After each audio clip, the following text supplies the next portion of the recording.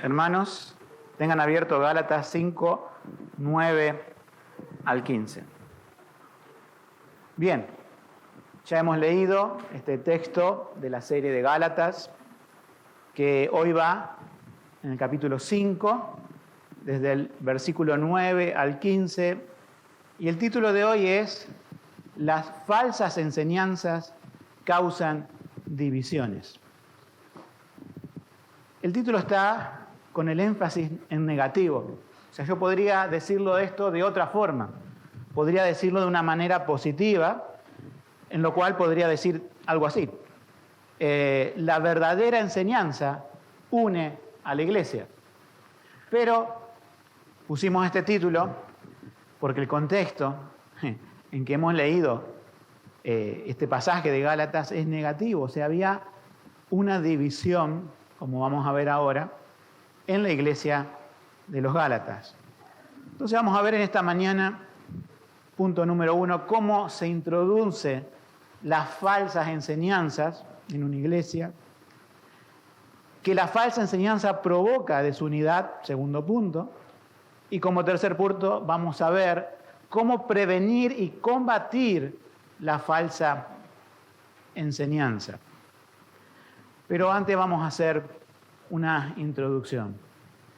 Uno de los problemas de la falsa enseñanza que trae, a una iglesia de Cristo, a una iglesia genuina. Sabemos que Galacia, la región, había iglesias que eran genuinas, habían sido fundadas por la obra misionera del apóstol Pablo, había una desviación temporal que por eso escribe la carta, pero en una iglesia donde está Cristo, la mentira, o sea, la falsa enseñanza que traían los judaizantes o cualquier otra falsa enseñanza a lo largo de la historia, a lo largo de la iglesia, divide la iglesia.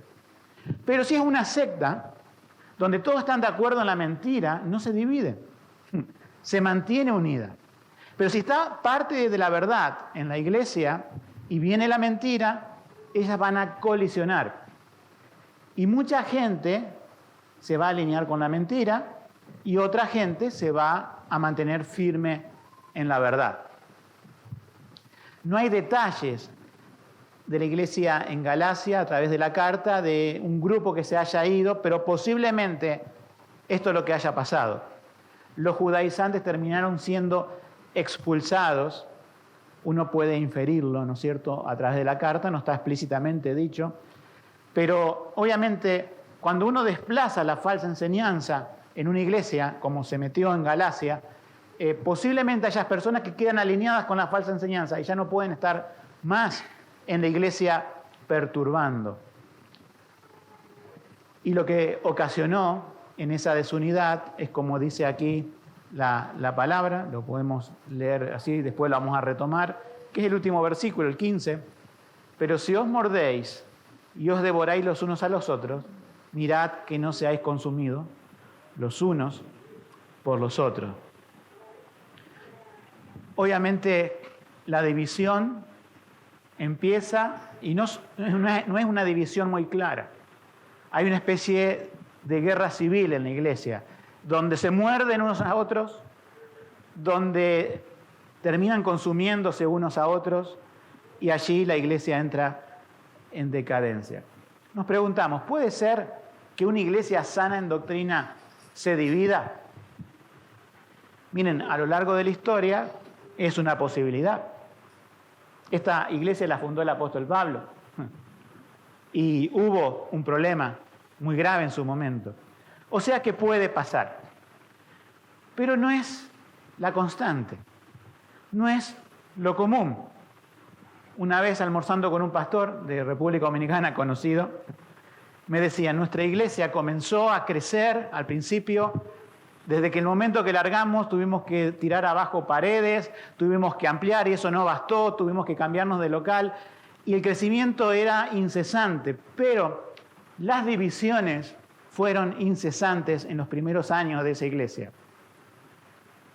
Entonces hicieron en un momento como se detuvieron, dijeron, bueno, aquí necesitamos una guía de alguien que sea de afuera, que tenga experiencia en la doctrina.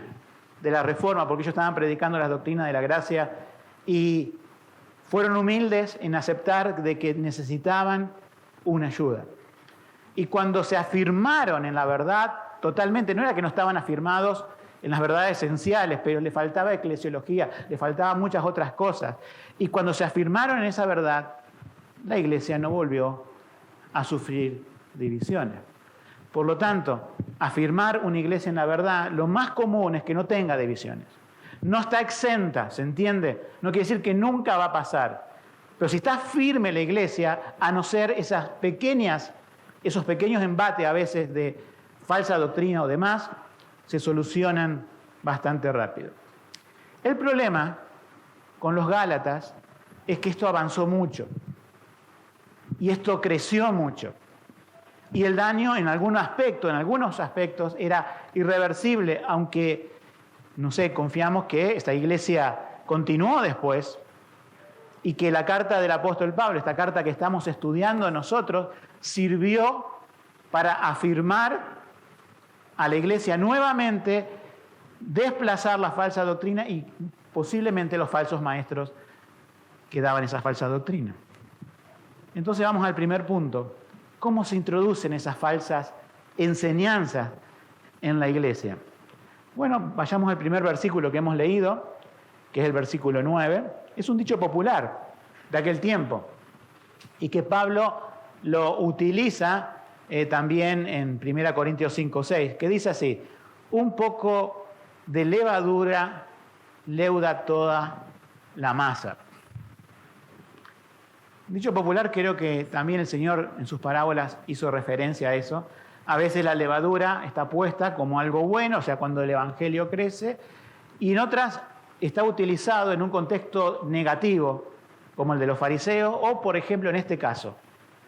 Es distinto a lo de Corintios, que hablaba del orgullo, o de jactancia. Aquí está hablando de una levadura que ustedes saben, y no hace falta que todos hayan trabajado en panaderías aquí, pero han cocinado en sus casas, hoy viene ya todo mezclado, ya viene todo preparado industrialmente, pero por lo general, ¿no es cierto? Y en el pasado era la única opción, vos tenías que poner un poquito de levadura, no grandes cantidades, sino un poquito de levadura para que se leude un pan, una torta, etc.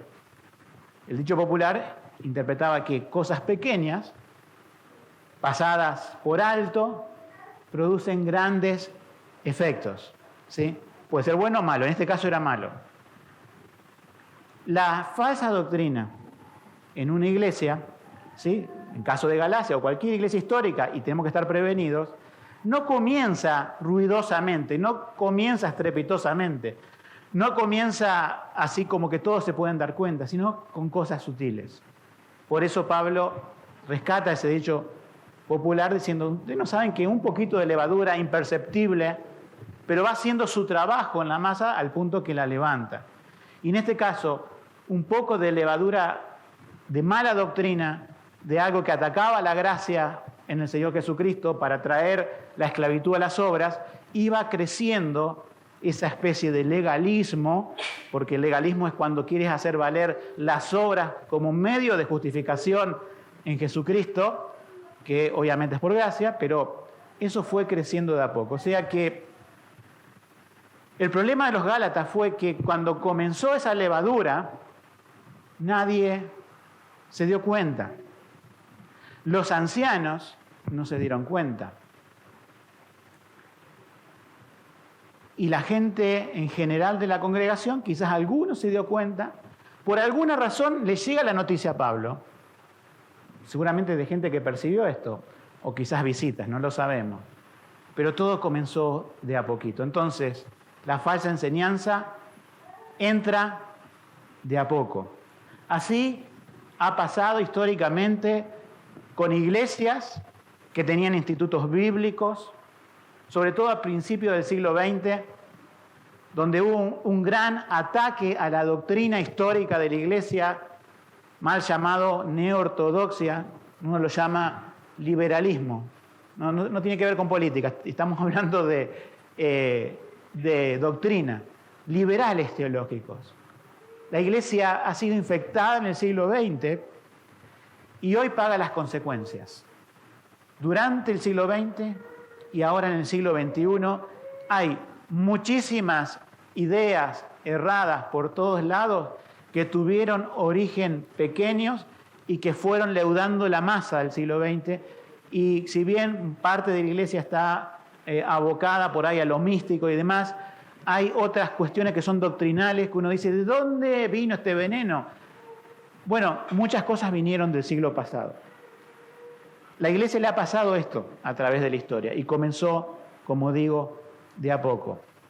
En el versículo 10, el siguiente, dice, yo confío en el Señor respecto de vosotros que ninguna otra cosa pensaréis, mas el que os inquieta llevará la sentencia quien quiera que sea. Obviamente, la falsa doctrina viene por una persona o por varias personas. No se da que, no sé, un video impactó a la iglesia, no. Un video que vio una persona que vio en ese video una falsa doctrina, la creyó y la empieza a comentar. Miren, para enseñar falsa doctrina no es necesario que venga alguien y se pare en un púlpito. No sé si pasó eso en Galacia, no hay detalles. Pero históricamente uno ve la mirada de lo que han sufrido, igual que Galacia, ¿no es cierto? Las iglesias de Galacia, las divisiones y las falsas doctrinas. Esto puede comenzar en la charla uno a uno, puede comenzar una persona que empieza a enseñar en una parte de la congregación, y por lo general las divisiones en la iglesia fueron cuando una persona, un falso maestro, porque se autoproclama maestro de la palabra, no aprobado por la iglesia, pero si tiene sobre todo una falsa doctrina, ese falso maestro empieza a llevar discípulos tras de sí. Y una de las cosas que provoca es sembrar esta falsa enseñanza. Acá Pablo, en otras ocasiones, tenemos en la Biblia que da nombres. Él podía identificar a Himeneo y Fileto, por ejemplo. Podía identificar a Alejandro el calderero, que le causó muchos males. Acá no nos da nombre, dice, quien quiera que sea. A veces es necesario identificar por nombres y a veces es necesario identificar la falsa enseñanza y más allá de cualquier nombre que la sustente, la verdad es la verdad y lo falso es falso. No importa si el que está introduciendo es de renombre, si tiene muchos años en el cristianismo o lo que sea. ¿Sí? Acá dice quien quiera que sea. Pero fíjense que esto se introduce por una persona de manera sutil y dice el que os inquieta. Cuando hay una falsa enseñanza no trae paz a la iglesia. Cuando hay una falsa enseñanza, el alma parece como que recibió una información nueva, brillante, ¿sí? Algo luminoso, pero le quita la paz. La enseñanza bíblica te acerca a Dios, te mantiene firme en Dios y te da paz. Está tu alma bien con tu Dios, como dice un himno antiguo. Pero la falsa doctrina quita la paz. Muchas veces impresiona la mente, muchas veces deslumbra la mente, pero el corazón queda turbado, el corazón queda... Yo sé que estoy yendo a algún lugar, dirá la persona equivocada, que no sé bien dónde es, pero bueno es afirmar el corazón en la verdad. Vamos a ver. Una de las cosas que hacen los que introducen la falsa doctrina, cuando quieren dividir una iglesia, es difamar al que fundó la iglesia o al pastor o a los pastores que están en esa iglesia. ¿Cómo lo sabemos? Bueno, si leemos detenidamente el pasaje, fíjense en el versículo 11. ¿Se dieron cuenta que es una ironía? Versículo 11 dice, y si yo, hermanos, si aún predico la circuncisión, seamos claros, ¿Pablo estaba predicando la circuncisión? No estaba predicando eso. Él predicaba la gracia en Jesucristo. Pero ¿de dónde sacaron eso? ¿De dónde sacó Pablo eso? Justamente, le llegó a oídos de que estos falsos maestros habrán dicho algo así como, aquel que fundó la iglesia en Galacia se contradice. A ustedes les dice una cosa, pero va a Jerusalén y habla otra cosa. Es una persona de dos caras, decían quizás los Gálatas. Ponían al apóstol Pablo diciendo, bueno, él es en cierta manera como nosotros, pero inconsistente. Porque nosotros predicamos, dirían los Gálatas, estoy haciendo una personificación de esto, no se crean que es otra cosa. Los Gálatas dirían, nosotros le estamos llevando por el buen camino de las obras, de la ley, más la gracia en Jesucristo. Pablo es un inconstante que ahora que predica la circuncisión, antes predicó la gracia y les ocasionó el enorme problema que tienen ustedes, Gálatas, de creer en la gracia sin las obras. Nosotros venimos a solucionar el problema, dirían los Gálatas. Crean en la gracia más las obras. Fíjense en qué veneno que utilizan estas personas.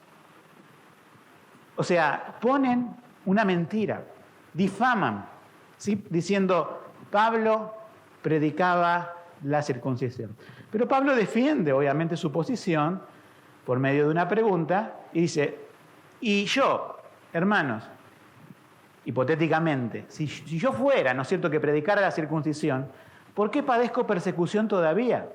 ¿Persecución de parte de quién? No de los romanos, de los judíos. ¿Por qué lo perseguían los judíos? Porque viene a derribar la ley. Si él predica la circuncisión, es un recurso literario de tomar una parte por el todo, ¿qué quiere decir? Si yo predico la ley, como dicen que predico, y es mentira, para salvación, ¿por qué me persiguen los judíos? ¿Por qué tengo problemas en la sinagoga? ¿Por qué me apedrearon varias veces? ¿Por qué trataron y me pusieron en la cárcel? ¿Por qué me quieren matar en todo momento si yo predico una salvación por obras, por medio de la ley?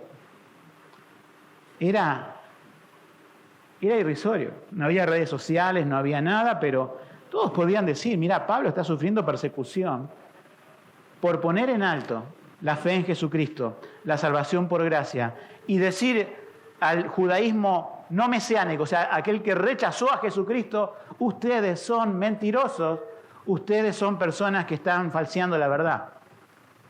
Entonces, la estrategia de la falsa enseñanza es entrar de a poco, es por medio de personas, y esas personas, para verse bien a sí mismas, tienen que calumniar a otros, tienen que criticar a otros. Esto lo vemos constantemente hoy en redes sociales. ¿Sí? Una cosa es combatir el error, quien quiera que sea, como dice Pablo. Podemos a veces dar nombres, a veces no. Tenemos los dos ejemplos bíblicos. Pero hay personas que critican a otros, a veces con el manto de justicia, diciendo estoy en la verdad, y otras veces difamando bajo un manto de verdad. O sea, una crítica muy subjetiva, pero ¿para qué? Para hacerse uno ver mejor por otras personas. Es la clásica que usa el mundo en la política, ¿no? Le tirás una tonelada de tierra al otro para que quede todo sucio y yo estoy limpito, soy mejor persona. Se dan cuenta que el mundo entiende esto, ¿no? Es mejor atacar a la persona que debatir argumentos. Es una estrategia. Y es triste ver que autoridades que tienen que ver en el país se despedazan en un debate para atacar a la persona, a la familia, algún defecto, en vez de discutir ideas. En este caso de los Gálatas, Pablo, como no conoce a las personas, dice quien quieras que sea, pero está discutiendo una idea principal, la gracia por sobre las obras. Y nuestras discusiones, si las hay, tienen que ser en pro de la verdad. Nosotros no luchamos, hermanos, contra carne y sangre. Carne y sangre es la figura que usa la Biblia para decir personas. Detrás de las personas está también el diablo, esas huestes en lugares, regiones celestes que atacan a la iglesia, y a veces las personas son simplemente vehículos. Pero la lucha es mayor y más seria. Las personas mueren, la lucha sigue. Y hay personas que eran falsos maestros y murieron y dicen, bueno, ahora está solucionada la cosa. No. Se levantan otros retoños, vuelven a crecer otras plantas con otros nombres y Satanás está detrás de la mentira. Satanás es enemigo de la iglesia. Pero según la promesa del Señor no puede prevalecer con la iglesia. Pero hace sus intentos. Y aquí en Galacia lo hizo por medio de varias personas que sembraron esta falsa doctrina. La falsa enseñanza, fíjense, provoca otra cosa principal. Lo tenemos de manera subjetiva, pero está acá en el texto. Fíjense lo que vamos al texto de nuevo bíblico. Versículo 11. La parte última del versículo dice, después de que, ¿por qué padezco persecución todavía? En tal caso, y fíjense esta frase, es quitado el escándalo de la cruz. Escándalo quiere decir tropiezo. Esto tenemos que recordarlo siempre, hermanos. Jesucristo no es neutral a este mundo. No es neutral a las mentiras. Vos ponías a Jesucristo en el sistema religioso imperante en aquel tiempo del judaísmo, ¿y qué hacían los judíos con Jesucristo? Tropezaban. Era la piedra angular, era la piedra principal sobre la cual tropezaban los judíos. Y medio que se populariza esa frase en el Nuevo Testamento al decir el escándalo de la cruz, es decir, el tropiezo que causa la predicación verdadera del Evangelio en Jesucristo. O sea, se podría presentar a Jesucristo malas obras y no había ningún problema. El escándalo principal era Jesucristo en la cruz. Obviamente no vamos a repasar hoy esto de que por qué para los judíos era el escándalo de la cruz. Bueno, ellos esperaban un rey terrenal que lo librara de los romanos, un líder religioso y político que lo llevara a la victoria, y al verlo morir a las afueras de Jerusalén en una cruz decían, esto es una derrota, esto es una locura, esto es tropiezo, ese no es mi Mesías. Pero a eso venía el Mesías, nada más que ellos leyeron mal las escrituras del Antiguo Testamento. Como la iglesia en general a veces, hablando del ámbito evangélico, hoy en el repaso del Catecismo Bautista se habló de la iglesia católica, se hizo una mención, ellos han sido causa han tropezado con la roca que es Cristo, porque ellos ponen igual que los Gálatas, la gracia más las obras. Pero dentro del evangelicalismo actual, también, si predicás Cristo crucificado, es una iglesia aburrida, es una iglesia que no tiene visión, es una iglesia que tiene que modernizarse. Nosotros predicamos un Cristo más moderno, pero Pablo dijo en un momento en una iglesia, no me he propuesto otra cosa, o sea, no tengo otro objetivo que predicar a Jesucristo, pero ¿qué parte de Jesucristo? Haciendo énfasis en qué parte, en la cruz. ¿Sí? Entonces, el gran problema también en las falsas enseñanzas que ha afectado el siglo XX y parte de las iglesias del siglo XXI es que tienen un evangelio devaluado, tienen una cruz de Cristo menospreciada. La tienen como una información, pero no es el centro de sus mensajes, no es el centro de su teología. Entonces han desplazado la cruz de Cristo, Cristo crucificado, y han puesto otra especie de Cristo con otras enseñanzas en el medio, que no son agresivas, pero sí es agresivo al Evangelio. En el versículo 12, antes de pasar al segundo punto, hay que hacer una aclaración. Y vamos a leerlo. Ojalá fueran también cortados los que os inquietan. Un versículo de transición, es decir, bueno, ¿qué está queriendo decir Pablo aquí? Bueno, yo creo que después de analizarlo, y lo que dicen gran cantidad de personas, es que obviamente esto es una alusión, es como una ironía, ¿sí? No es algo directo, es como una ironía. Él viene hablando de los de la circuncisión, ¿sí? La circuncisión es un corte, obviamente. Ahora, los judíos que promulgaban la circuncisión y guardar las obras dentro de la iglesia de Galacia, ¿eran obviamente circuncidados? La respuesta es sí. No van a pretender que otros tengan lo que ellos no tienen. Eran esos ortodoxos judíos, pero que distorsionaban el Evangelio. Ojalá fueran cortados, se puede interpretar, ojalá fueran mutilados. Es decir, una ironía, decía, ojalá que las personas que tanto énfasis hacen en guardar la ley por medio del cortamiento, ellos también fueran cortados. Quizás también como una alusión fueran cortados o afectados en sí mismos como para que no estén afectando a los Gálatas, ¿sí? Eso quiere decir cortado. Por eso algunas versiones modernas lo traducen mutilado, aunque esa palabra es una interpretación, no es la literal del texto. Pero yendo a la línea de interpretación, Pablo está diciendo eso, está haciendo una referencia clara a la circuncisión y a que, bueno, le dice una palabra bastante pesada. Ojalá fueran cortados ellos mismos, los que quieren cortar a otros, valga la redundancia, por una cuestión de la ley. Pero vamos al segundo punto, ¿sí? Segundo punto, dijimos que la falsa enseñanza provoca desunidad. Bueno, esto lo podemos ver, es más breve este punto, ¿sí? Que, por ejemplo, en el versículo 13 tenemos qué es lo que quita la falsa enseñanza. Quita libertad cristiana. Porque vosotros, hermanos, a libertad fuisteis llamados, solamente que no uséis la libertad como ocasión para la carne. Entonces, sabemos, ya por todo lo que venimos predicando de los Gálatas, que ellos habían perdido su libertad en Cristo. La libertad en la cual tenían que estar firmes. Ellos perdieron su firmeza. Y la falsa enseñanza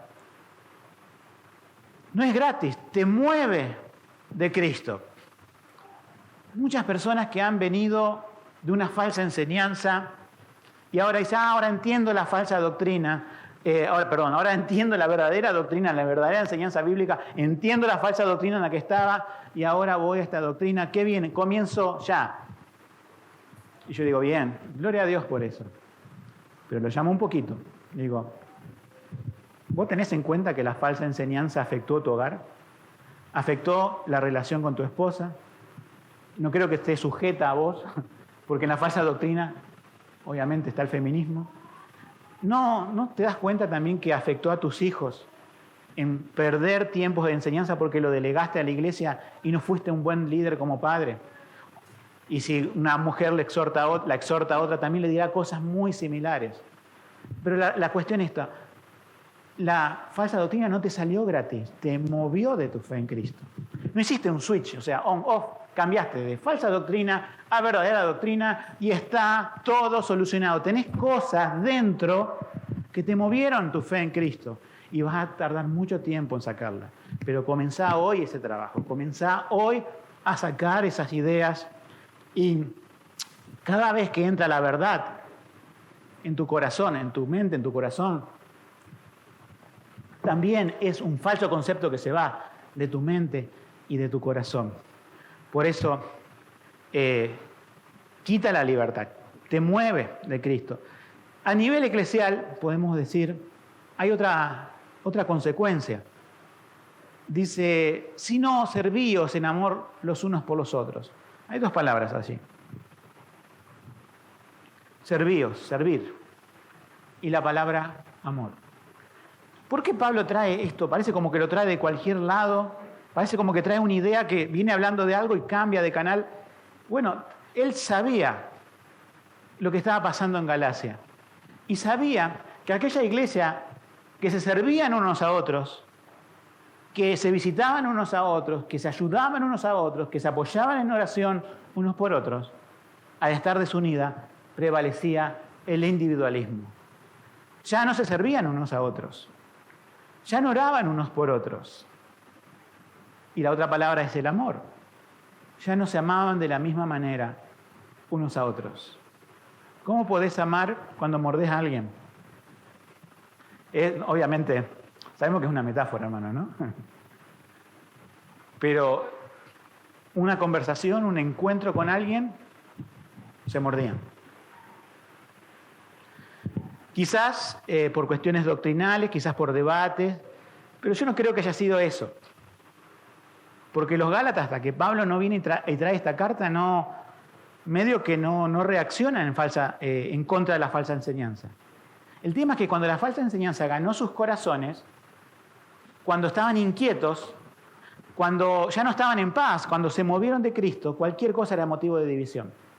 Cualquier cosa era motivo para pegarle un tarascón al hermano, de impaciencia.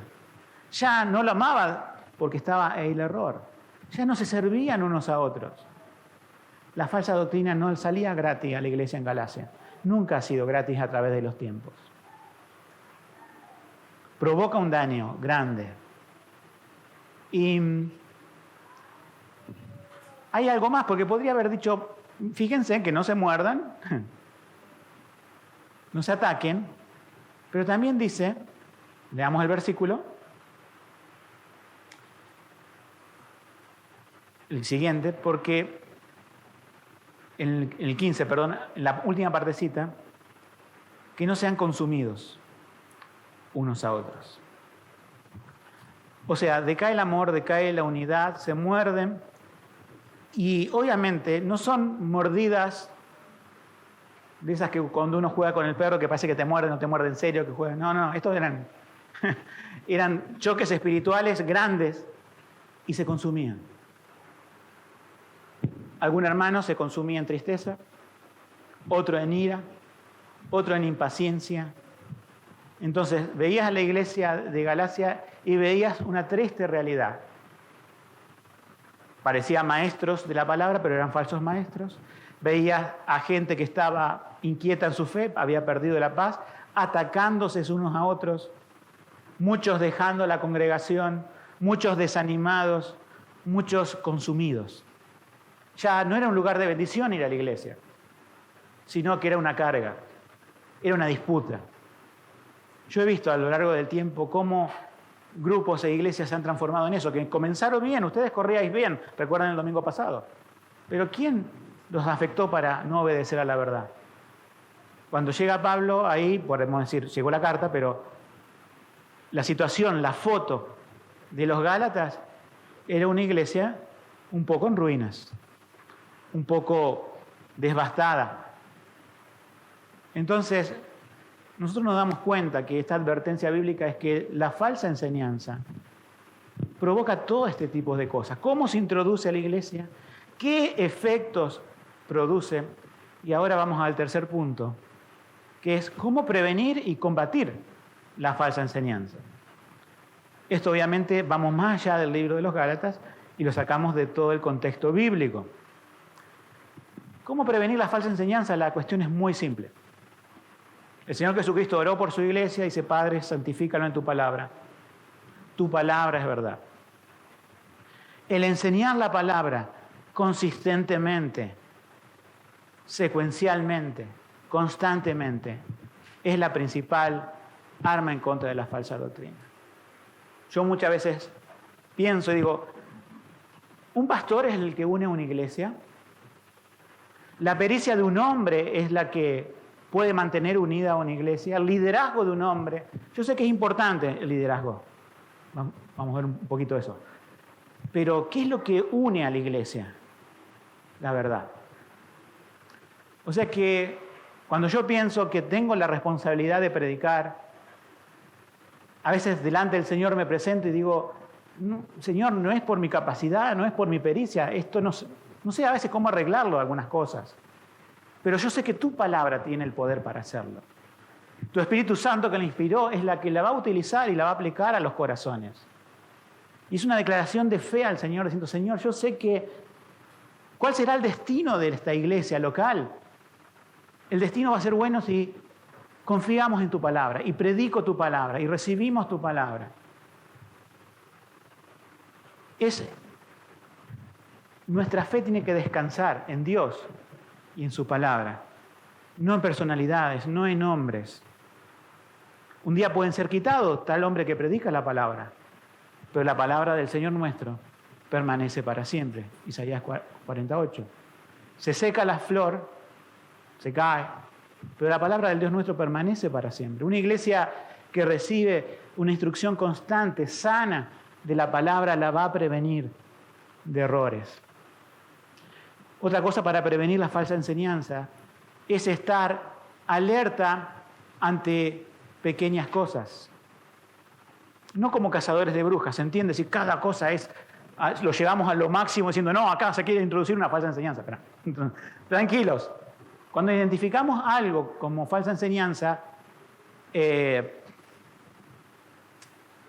poquito de levadura, lo hablamos con el hermano. Y diciendo, mira, este video que viste, este libro que te compraste, esto, a lo mejor, si no estamos hablando de una verdad fundamental, bien, Pero igual, fíjate bien, lo que nosotros creemos es esto, lo que se ha predicado la otra vez es esto otro. Una de las cosas que me llama la atención en Galacia, que si supongamos que esto lo hacen en nuestro tiempo, o sea, no hay apóstoles en nuestro tiempo, no creemos que haya apóstoles, pero sí hay misioneros que han fundado iglesias. Si hubiera un misionero que a lo mejor está en la formación de una iglesia y por un momento se retiró y después vuelve, como el caso de Pablo, y ve que tiene problemas las iglesias, quizás lo que haríamos hoy sería lógico, es llamar a los líderes. Llamar a los pastores diciendo, ¿cómo dejaron pasar esto? Y sería factible, ¿verdad? No está mal eso. Tienen que rendir cuenta. Pero ustedes ven en algún momento que Pablo esté haciendo esto. ¿A quién hace responsable Pablo? A los pastores, obispos, ¿no es cierto? O ancianos, que es la misma palabra, recuerden. Pastores, obispos, ancianos, es pastor. Nuestra teología bautista reformada es así. Pablo hace responsable, así hay un énfasis en cada capítulo de los Gálatas haciendo responsable a los pastores. ¿O a quién hace responsable? A la congregación. Y ahí tenemos una enseñanza. Si cualquiera de acá pensara diciendo, bueno, yo no necesito saber teología profundamente, para eso están los líderes de la iglesia, pues que ellos sí estudien, que ellos sí estén preparados. Pero es una manera incorrecta de pensar. Porque Pablo hace responsable a Galacia, a los Gálatas. Entonces quiere decir que vos sos responsable individualmente para prevenir el error. Supongamos que pastores o líderes predican la sana doctrina consistentemente, pero si no hay un aprovechamiento de la congregación, esto se traduce en que no vamos a estar listos para resistir los embates y los ataques de alguien que quiere sembrar una falsa doctrina y traiga desunidad en la iglesia. ¿Te das cuenta que es la responsabilidad individual? Decía el doctor Assis Sproul, todos somos teólogos. Podemos ser buenos o malos. Teólogo no quiere decir tener un doctorado. En la palabra sí lo es, pero en el sentido de que todos tenemos que conocer la palabra de Dios. Algunos serán llamados para instruirse en un seminario, quizás no para tener ínfulas, sino para servir mejor al Señor, simplemente. Pero toda la congregación tiene que, primeramente, escuchen bien esto, repasar y fundamentarse en la enseñanza de la iglesia. O sea, la enseñanza que se da aquí. ¿Podrá haber cursos? Háganlo. Si son buenos, me lo consultan. Yo soy uno de los que promuevo eso. Tenemos un instituto acá, lo quieren hacer, perfecto. Pero recuerden la prioridad. La prioridad es nuestra iglesia local. A veces ayudamos a otros hermanos, a otros lados, a través de nuestro instituto. Lo hacemos de corazón, ¿sí? Pero nuestra prioridad son ustedes. Y ustedes son la prioridad. Ustedes tienen que tener la prioridad de la iglesia local. Cada estudio bíblico, cada catecismo que damos, cada predicación, cada discipulado, cada vez que compartimos material, nos edificamos unos a otros. Y eso es lo que va a prevenir la falsa enseñanza. Entonces es responsabilidad de todos. Siguiendo con el punto cómo prevenir la falsa enseñanza, el liderazgo tiene mucho que ver. Fíjense esto, esto lo tengo como una frase de ministerio. Líderes pasivos en la iglesia son tan peligrosos como líderes autoritarios. ¿Está mal un líder autoritario que se la cree toda, que no hay reflexión, que no vas con la Biblia, sino es porque yo digo, ¿eso está mal? Obviamente está mal. Pero un líder que tiene miedo al hombre, un líder que tiene que ponerle cascabel al gato, los que saben que han leído mi artículo saben a qué me refiero, los líderes que tienen que enfrentar el pecado, pero prefieren decir, no, esto Dios lo va a solucionar. Esos líderes pasivos destruyen la iglesia. Los líderes autoritarios, Diótrefes, destruye la iglesia. Los líderes pasivos, sin masculinidad bíblica, sin madurez, destruyen la iglesia. He visto iglesia destruida por las dos clases de personas. Y siempre le ruego al Señor, Señor, dame el punto de equilibrio. No autoritario, mi autoridad descansa en tu palabra.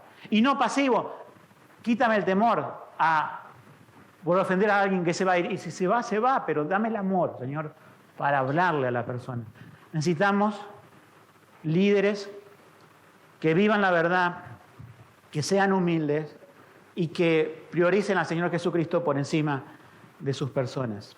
Ya terminando, ¿sí? Efesios 4:15 es la regla para hablar la verdad. Hablando, dice en inglés la versión, la verdad del amor. Nuestra versión en castellano dice siguiendo la verdad en amor.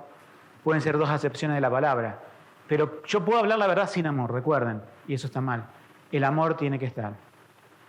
Y recordar, como último punto, que la iglesia tiene que estar siempre centrada en el Evangelio.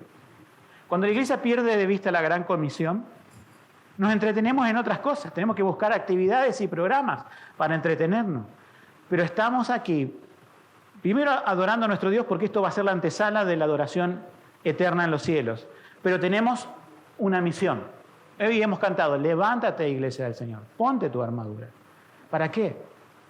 Para alcanzar a los perdidos. Cuando la iglesia pierde la centralidad del Evangelio, pierde su razón de existir. Como siempre termino con preguntas finales, son 3, en este caso, personales a cada uno de ustedes. ¿Te das cuenta que tu solidez en la Escritura defiende a la iglesia de ataques? ¿Lo habías pensado así? Que no es deber de otros estudiar, sino es tu deber. Joven, maduro o ya anciano, estudia la palabra, porque de eso depende también la salud de la iglesia. Segundo, ¿te das cuenta que tu actitud cuenta en defensa de la verdad? O sea, a lo mejor hay un caso difícil que te supere y llamás a algún líder, pero el Señor, como hoy hemos visto en el catecismo, la palabra es suficiente para cada creyente y cada creyente puede tener esa verdad y no siempre tiene que llamar a otro. Por supuesto que, como dicen, se le queman los papeles, pero podés exhortar con sana doctrina y convencer con mansedumbre a los que te contradicen. Y tercera y última pregunta, ¿te das cuenta que si no estás firme espiritualmente puedes ser arrastrado por el error? Ok, digo, yo no estudio, no me compenetro y mi vida espiritual está mal. Bueno, eso no le afecta a nadie. Sí, si viene un error vas a ser la puerta por la cual entre ese error. Si viene alguien a dividir la iglesia vas a ser la puerta por la cual entre esa división. Por lo tanto, ¿se dan cuenta? Galacia era responsable delante de Dios y de Cristo por lo que dejó hacer y Pablo la hace responsable. El último versículo, la parte A de este versículo dice en Hebreos 13:9, dice, no seáis llevados de acá para allá por doctrinas diversas y extrañas, porque buena cosa es afirmar el corazón en la gracia. Que el Señor nos ayude a que así pueda ser. Amén.